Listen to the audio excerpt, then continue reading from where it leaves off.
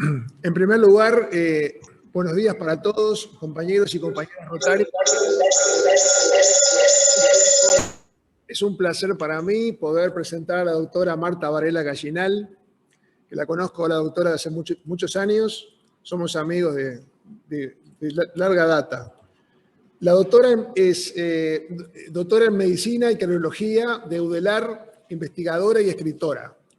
Primera ecocardiografista del Uruguay. Pionera en la medicina preventiva, fundando y dirigiendo por 12 años el Instituto de Medicina Preventiva, creando y dirigiendo programas en esa materia. Trabajó con el equipo del doctor Favaloro en Argentina y como pasante en Londres y San Pablo, siempre en el área cardiológica. Llevó a cabo más de 20 trabajos científicos, logrando reconocimiento internacional.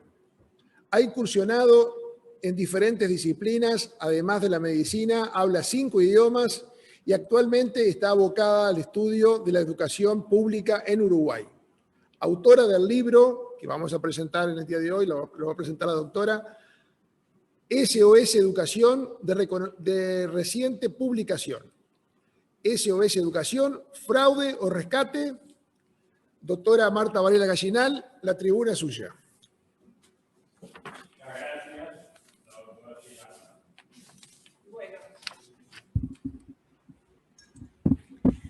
Sí, bueno, muy buenos días para todos. Quiero agradecerle esta invitación que me permite presentar la investigación realizada, plasmada en el libro SOS Educación, fraude o rescate, y agradecer muy especialmente al presidente del Rotary Club de Montevideo, el doctor Lito Grillo, que hizo posible esta presentación, y al señor Rodolfo Barbato, que ha permitido que yo hoy esté aquí con ustedes. Bueno, y agradecer además la presentación que me hizo el señor Rodolfo Barbato. Bueno, hasta acá. Como me presentó el señor Rodolfo Barbato, yo soy médica, cardióloga, y en determinado momento de mi vida me planteé que el Uruguay había sido muy generoso conmigo, que me permitió tener una buena educación y que me permitió tener una formación profesional, y quise devolverle a mi país eso tan bueno que había tenido conmigo. Y entonces percibí que el problema más importante actual desde mi óptica es la educación, y decidí emplear el conocimiento en la investigación científica en lo que atañe a la educación. Y es así que surge el libro SOS Educación, fraude o rescate. Bien. Este libro tiene varios capítulos, como en general tienen todos los libros. Un capítulo está dedicado a la ideología de género, que se inculca hoy en las escuelas. Otros capítulos analizan la historia del Uruguay, el raconto de la historia del Uruguay, en los textos que usan los chicos en la escuela y en textos de internet de UDELAR y de ANEP. 4 capítulos están dedicados a la propuesta de reforma educativa de EDUI 21, que se habló tanto el año pasado, y hay unos capítulos en los cuales se presentan las entrevistas que realicé a múltiples docentes y a los directores de los liceos de la periferia de Montevideo. Los liceos como Liceo Espigas, Liceo Juan Pablo II Jubilar, el Liceo Impulso y el Liceo Tecnológico Los Pinos, que llevan adelante una labor de excelencia con los jóvenes más desposeídos de nuestra sociedad. Realizan una educación que se ha documentado no solo por mi libro, sino otros trabajos en los que intervinieron la economista Balsa y su grupo, en los que se demuestra que con esa educación de excelencia y exigente para esos chicos que son los más carentes en todo sentido de nuestra sociedad, se puede hacer desaparecer la brecha educativa. O sea, logran así un éxito total con estos chicos, con ese tipo de educación. Y después hay un capítulo dedicado a el análisis de la conveniencia o no de eliminar la repetición de grado. En este sentido, hay una frase de parte del MEC de 2015 en un trabajo de INET que dice que la repetición de grado ha prácticamente desaparecido en los países desarrollados. Entonces me tomé el trabajo de estudiar país por país y confirmé que la mayoría de los países mantienen la repetición de grado. Incluso me puse en comunicación con el Ministerio de Educación de Singapur.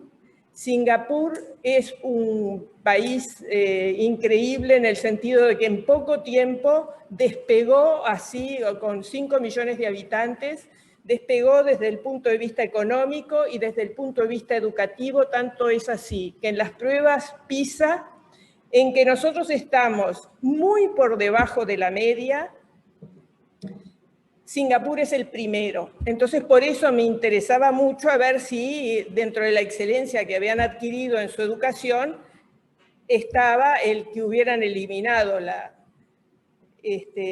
repetición de grado. Y entonces me preguntaron, pero ¿y usted por qué le interesa? ¿Tiene algún hijo que se esté educando con nosotros? Y digo, no, miren, estamos haciendo una investigación y realmente tenemos gran admiración por ustedes porque han logrado ser el primero a nivel de las pruebas PISA. Entonces me dijeron, no, nosotros no erradicamos la repetición. Les hacemos, sí, les damos una alta calidad de educación, pero si hay un chico que a fin de año no comprendió y no asimiló el conocimiento, repite. Bueno, entonces vamos a empezar, sí, con un poco de análisis de la ideología de género. ¿Qué dice la ideología de género? Que las diferencias entre el hombre y la mujer son una construcción meramente cultural y convencional de la sociedad, ignorando que las diferencias están dadas por la naturaleza. ¿Cómo es que la ideología de género se diseminó mundialmente? En Pekín, en 1995, se realizó la conferencia para las mujeres, para la defensa de las mujeres. Y en ese momento, las feministas radicales aprovecharon y defendieron a la... En ese momento simplemente defendieron el vocablo género, como si fue una defensa de la mujer. Y Bella Abzug, que es una feminista radical, la defendió de esta forma. Dijo, el concepto de género está enclavado en el discurso social, político y legal contemporáneo. Los intentos actuales de varios Estados miembros de borrar el término género en la plataforma de acción y reemplazarlo por sexo es una tentativa insultante y degradante de revocar los logros de las mujeres, de intimidarnos y de bloquear el progreso futuro. Así que estaban todos los representantes de los países ahí que no entendían nada ni de lo que era género y todos aprobaron que el género siguiera, y fue ahí cuando las Naciones Unidas empezaron a apoyar todo lo relativo a género. Por ejemplo, en la Universidad de Washington, Ferguson y Folbre opinan que el propósito del feminismo radical no es mejorar la situación de la mujer, sino separar a la mujer del hombre y destruir la identificación de sus intereses con los de la familia. Entonces vamos a ver qué es lo que está pasando hoy en la educación en Uruguay. Existe un manual didáctico que se reparte para todos los docentes de ANEP CEIP que se llama Propuesta Didáctica para el abordaje de la educación sexual en educación inicial y primaria. Bueno, esta es la carátula, no sé si la pueden ver, totalmente angelical y anodina. Pasamos a la próxima. Y en el prólogo, en la página 3, dice textual: el Código de la Niñez y la Adolescencia considera de interés superior de niños y niñas su reconocimiento como sujetos de derecho, el reconocimiento de sus derechos sexuales.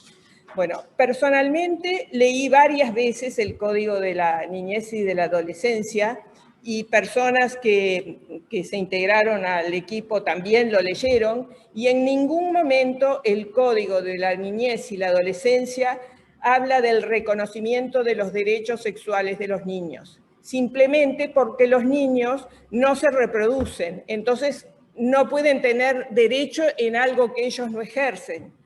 Entonces, esta parte de la frase que se introduce como que si estuviera dicha por el Código de la Niñez y de la Adolescencia es una falsificación, porque induce a los docentes a pensar que el Código de la Niñez y de la Adolescencia está reconociendo los derechos sexuales de los niños. Dice además que el programa de educación inicial y primaria incorpora la educación sexual como eje transversal desde el nivel inicial de los 3 años. Bueno, este material, o sea, la guía fue hecha por el CEIP, por la Sociedad Civil Gurises Unidos y el Fondo de Población de las Naciones Unidas. Y dice así: se inscribe en la estrategia intersectorial y nacional de prevención del embarazo no intencional en adolescentes que forma parte del Plan Nacional de Primera Infancia. Entonces, por un lado, la prevención del embarazo no intencional de adolescentes es magnífica, es necesaria y es indispensable. Pero, ¿qué tiene que ver la prevención del embarazo con la primera infancia? ¿Qué tiene que ver la prevención del embarazo con niños de 3 años, de 4 años, de 5 años, de 6 años? Ok, seguimos. Y dice, como expresa la Convención de los Derechos del Niño, la educación debe promover el desarrollo de la personalidad, debe ser integral. En este sentido, la educación sexual es un componente fundamental para el pleno ejercicio de este derecho. Pero la guía omite lo fundamental que dice la Convención de Derechos del Niño. Pasamos. En su artículo 5 dice: impartirle al niño, en consonancia con la evolución de sus facultades, dirección y orientación. Esta filosofía de la Convención está refrendada en su preámbulo al manifestar: el niño, por su falta de madurez física y mental, necesita protección y cuidados especiales. O sea, enseñar la prevención del embarazo, fantástico, y todo lo que ello conlleva, y la educación sexual, pero desde la edad adecuada, desde una edad adecuada, no desde los 3, 4, 5 y 6. Bien, seguimos.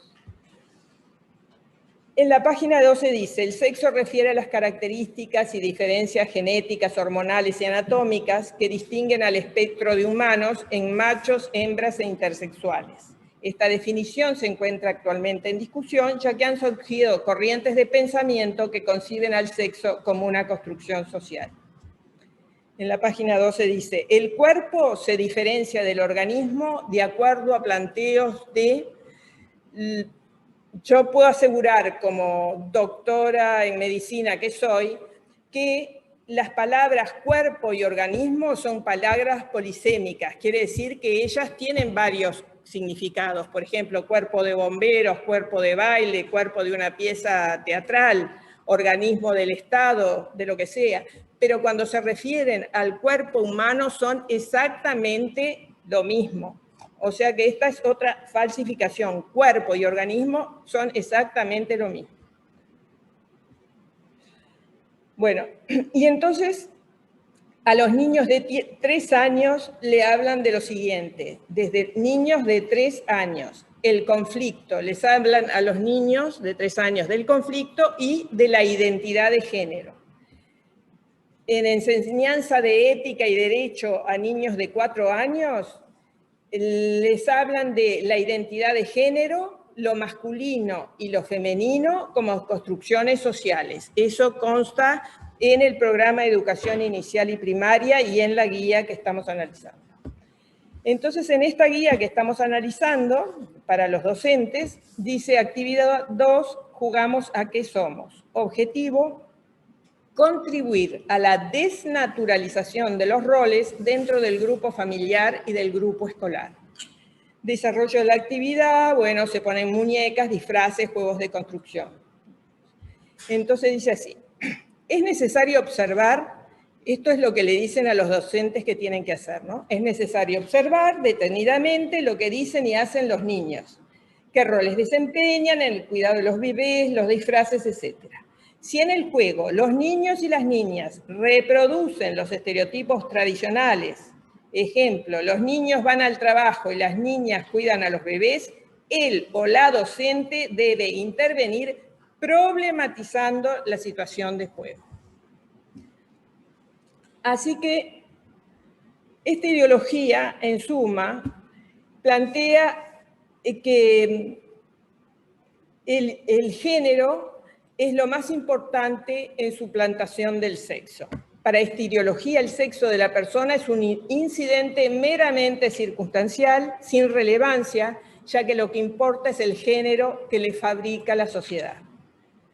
Proceden, como vimos, desde la escuela a elaborar la sexualidad del niño y, por ende, alteran su personalidad en formación. Esto significa aceptar la invasión y anulación del individuo por la sociedad, un disimulado avasallamiento del individuo por lo colectivo.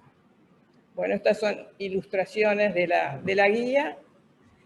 Y ahora vamos a ver algo, así un pantallazo rápido y ya terminamos, de algunos de los libros que usan los chicos, por ejemplo este de quinto año, dirigido por el maestro Mir, que es el presidente de EDUI 21, y que dice que el sexo es un dato biológico y que el género es fruto de una construcción de la sociedad.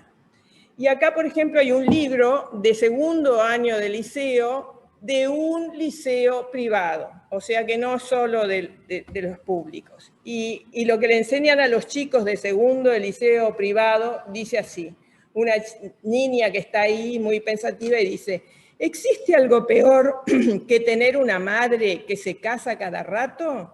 ¿Y existe algo peor que tener una madre cuyo tercer marido tiene un hijo que se cree lindo pero en realidad es un idiota? ¿Y existe algo peor que tener que trabajar en vacaciones? Etcétera. ¿Y existe algo peor que tener que trabajar con el idiota en un lugar? Eso es un libro actual en segundo año de liceo en un liceo privado. Y, por ejemplo, otro de los libros que se llama Cuaderno para leer y escribir en quinto, de Aneb Seid, dice en la página 55, textual, es más divertido tener un sapo que habla que un marido. Esto es un típico concepto de la ideología de género que les inculcan a los niños, en donde se desacredita al hombre como compañero de la mujer. Bueno, y en cuanto a rápidamente las propuestas de EDUI 21, cuando empezamos a leer, dice, aprendizajes, el fin fundamental de los sistemas educativos es el logro de aprendizajes sustantivos, pertinentes y duraderos. Fantástico. Y decimos, qué bien esta propuesta. Y sigue diciendo, los sistemas educativos existen para que los alumnos aprendan. Si ese objetivo no se cumple, todos los dineros movilizados, todos los cargos creados y todos los edificios construidos pasan a convertirse en recursos malgastados. Entonces decimos, qué propuesta maravillosa. Pero nos encontramos de pronto que dice lo siguiente, el argumento de que centrarse en la cobertura es erróneo, ya que lo que importa es el aprendizaje, es un argumento falaz y elitista. Porque, ¿qué pasa? Ellos abogan que lo que importa es que el chico esté dentro del sistema. No importa si aprende, si no aprende, que esté adentro. Por eso es esa frase que vimos recién. ¿Y en qué consiste la propuesta de EDUI 21? Rapidísimo. consiste en destruir el sistema de asignaturas, implantando en su lugar el sistema de la red global de aprendizaje profundo. Y este sistema lo vino haciendo el gobierno anterior durante 5 años y actualmente hay 400 liceos que tienen este nuevo sistema. ¿Ah? Y según manifiesta Edu21, las respuestas a las evaluaciones, ¿qué pasa? Quieren sacar las evaluaciones diagnósticas que se hacen a fin de año para poner otras formativas. Dice, ¿y qué pasa con estas evaluaciones formativas? Dice que no son fácilmente encasillables, sus respuestas no son fácilmente encasillables en la categoría de correcto e incorrecto. Esencialmente, la evaluación por competencias plantea el desafío para el docente de retroalimentar las producciones de los estudiantes. O sea, cualquier cosa que diga un estudiante, el docente tiene que elucubrar para ver qué sentido le da, o sea, que estas evaluaciones evalúan más al docente que al chico y quieren suplantar las evaluaciones típicas, clásicas, que determinan realmente si un chico aprendió o no por estas evaluaciones. Bueno, el sistema educativo que propone el Edu21 está orientado a facilitar el pasaje de año a todos los alumnos, incluyendo los que no estén preparados para ello. Y la evaluación por competencias no consiste en señalar de manera lacónica lo que está bien o lo que está mal. Es una manera efectiva de contrarrestar la expulsión de adolescentes y jóvenes del sistema educativo. O sea, con esto, ¿qué están logrando? Están logrando bajar el nivel de la educación, porque si no, vamos a decir, no hay repetición, eliminan las evaluaciones diagnósticas finales y además no se les hace una prueba para saber si aprendieron o no, todo el sistema disminuye su calidad. Bueno, seguimos. Bueno, y hay una cosa que, y acá voy a terminar, que dice, ahí en la propuesta de Edu21, dice, la inspiración curricular de la educación media en Uruguay provino históricamente de un modelo anclado en la tradición iluminista, pensado para la segunda revolución industrial. La noción detrás de este modelo es la de preparar a los individuos para la vida académica o la formación profesional estructurada semejante de carreras y opciones universitarias.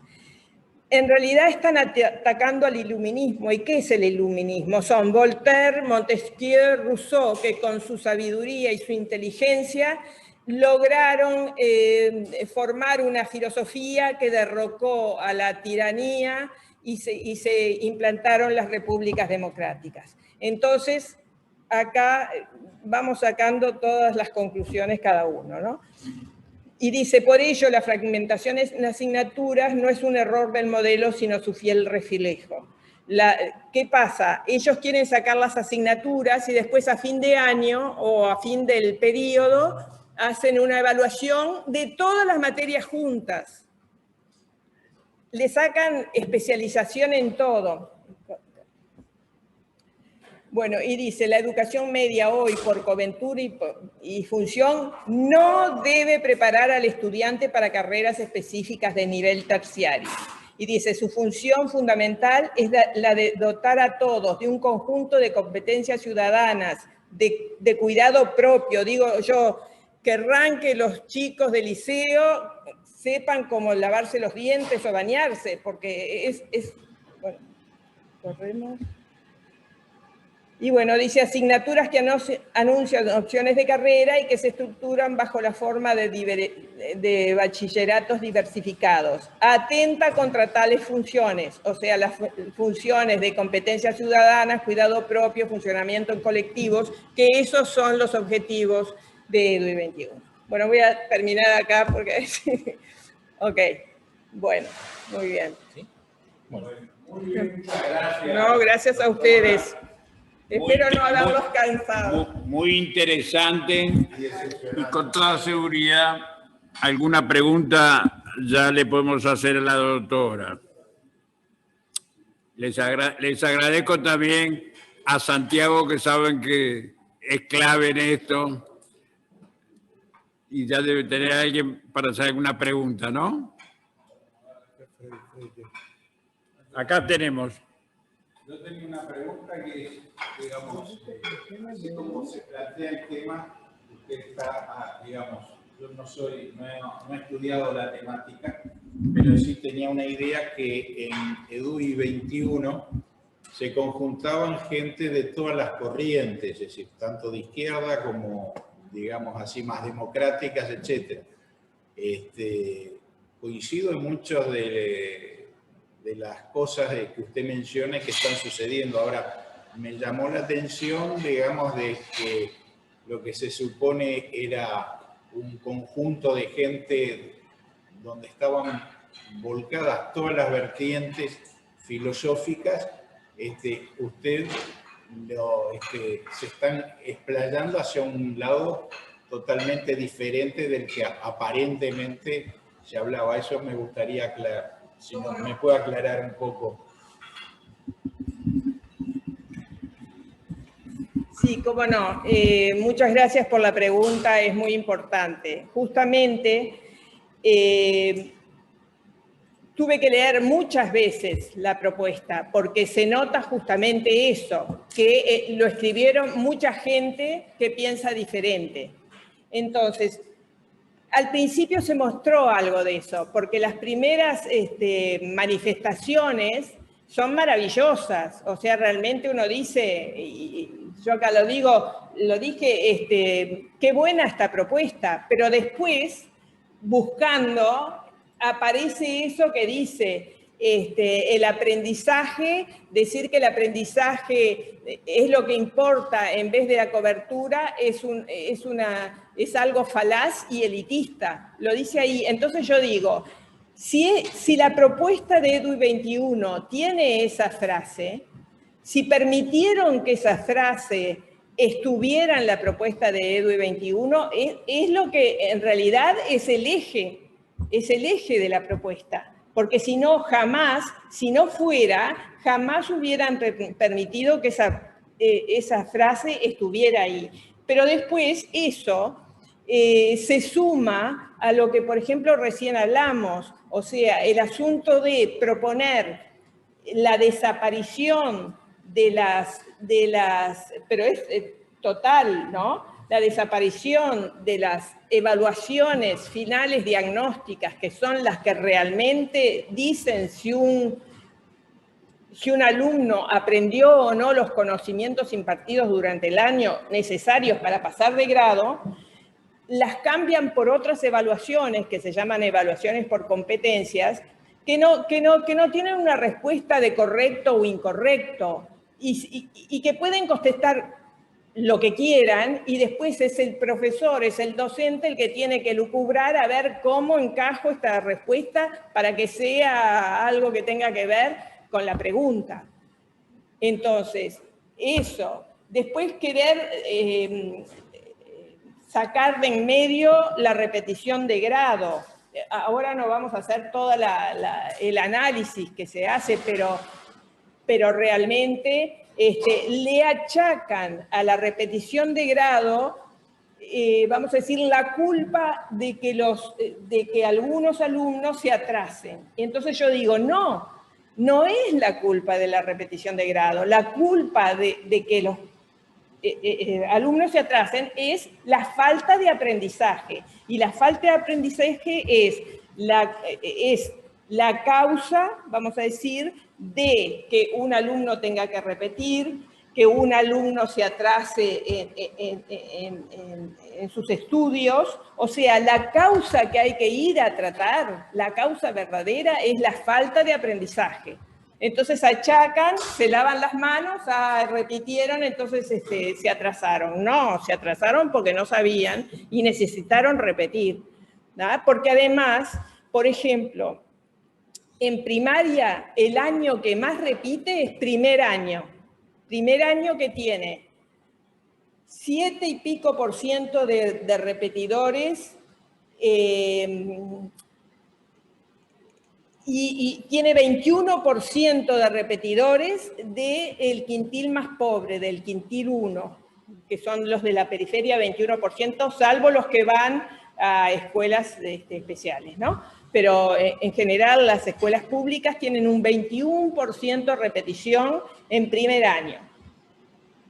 Entonces, si en primer año tienen y después la repetición cae muchísimo, ¿no? Entonces, si en primer año tienen la mayor repetición, esa repetición, no tuvieron antes posibilidad de repetir. Entonces, son chicos que están quedando atrás, quedando atrasados, pero no tuvieron una repetición anterior. No sé si me entienden el razonamiento. O sea, EDUI 21 está diciendo que la repetición es el obstáculo para los chicos. Y yo digo, no, de ninguna manera. El obstáculo para los chicos es la falta de aprendizaje. Y que la falta de aprendizaje es la causa de la repetición, de que se rezaguen, todo eso. Hay una pregunta ahí de Susaí que pregunta si este sistema de evaluaciones por competencia, eliminar la repetición de grado, etcétera, ¿en qué otros países se aplica? Bueno, una cosa que quizás yo no me expresé bien es lo siguiente. Las evaluaciones por competencia son buenas, son importantes, pero son herramientas diferentes de la evaluación final diagnóstica. O sea, no son herramientas que se deban aplicar una en vez de la otra. La evaluación por competencia le enseña determinadas cosas al alumno y la evaluación final diagnóstica dictamina si el chico aprendió lo necesario para pasar de grado, ¿tá? O sea, tienen dos finalidades diferentes. Entonces no se pueden intercambiar. Y esto de querer intercambiarlas es desastroso, porque al final no se va a saber si cuando un chico inventa cualquier cosa y es el profesor el que tiene que lucubrar para saber a ver cómo lo enchufa para la respuesta correcta, para lo que estaban evaluando, evalúa más al profesor que al alumno. O sea que no sirve para el final. Bien, ¿alguna pregunta más para aprovechar? A ver, Ramón. Sí, adelante, Ramón.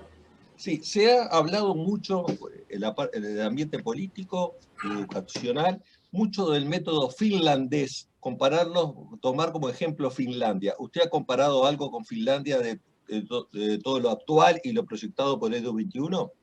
Bueno, yo personalmente no, pero sí el Liceo Tecnológico Los Pinos ha seguido, vamos a decir, mucho el modelo finlandés y es de gran éxito. O sea, antes de aplicar el modelo finlandés viajaron el actual ministro del Ministerio de Desarrollo Social, que era en ese momento el director, y el actual director, que estaba por debajo del ministro actual, digamos, viajaron a Finlandia y estudiaron bien cómo hacían las cosas, en qué consistía, todo lo más. Y lo aplicaron, es el modelo que aplican en el Liceo Tecnológico Los Pinos, y como ya les dije, es uno de 4 o 5 liceos que hay en la periferia de Montevideo, que trabajan con los jóvenes más desposeídos de nuestra sociedad y que realizan una labor excelente, brillante, tienen un éxito total y han demostrado que la brecha educativa con esos niveles de educación, con esa calidad y con esa exigencia además, da resultado y muy buen resultado para rescatar los jóvenes tan dejados de nuestra sociedad. Jorge, ¿tenías una pregunta? No, Ramón pide la palabra. ¿Cómo te va, Marta? Hola, ¿cómo estás? Bien, a ver, para que no lo tengo a Ramón acá en la vuelta.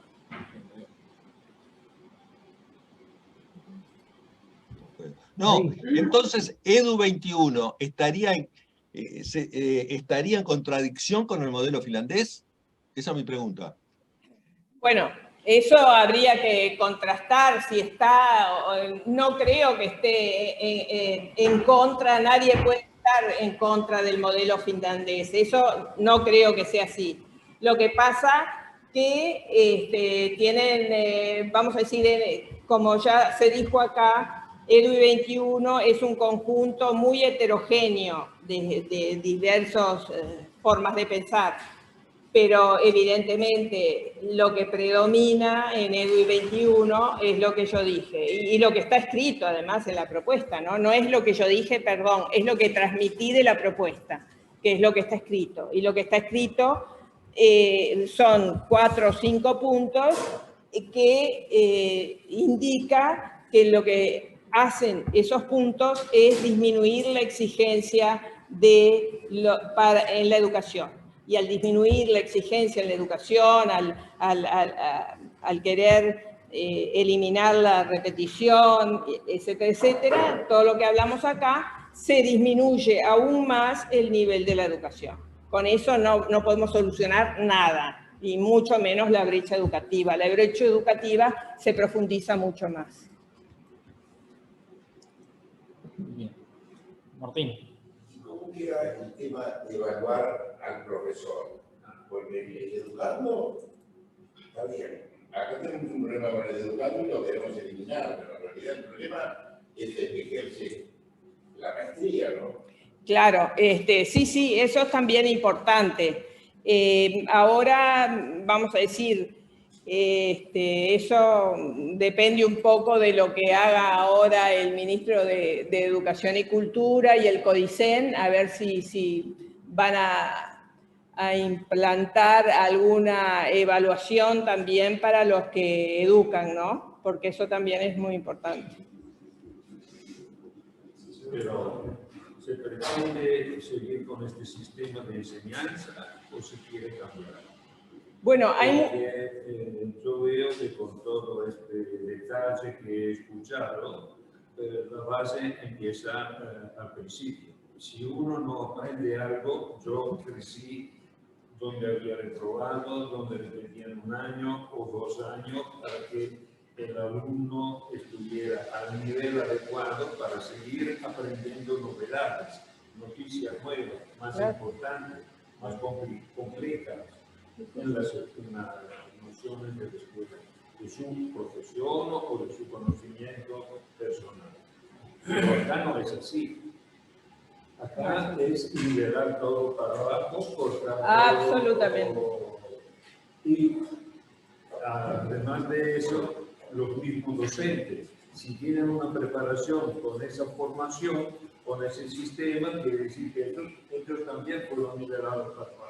Entonces, cada vez más el profesor sabe menos que enseña menos. Y ahí vamos bajando. El nuevo Ministerio de Cultura, ¿en qué idea está?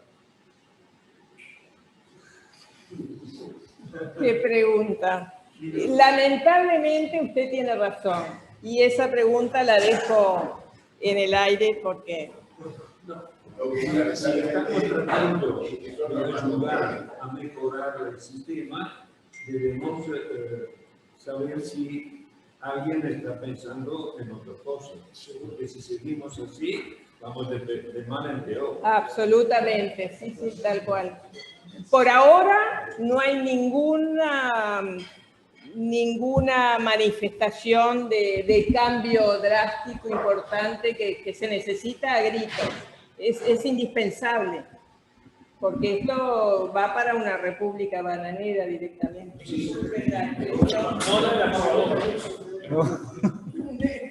Muy bien. Antes de agradecer a la doctora esta magnífica conferencia, voy a agregar solamente algo que me toca a mí muy profundo.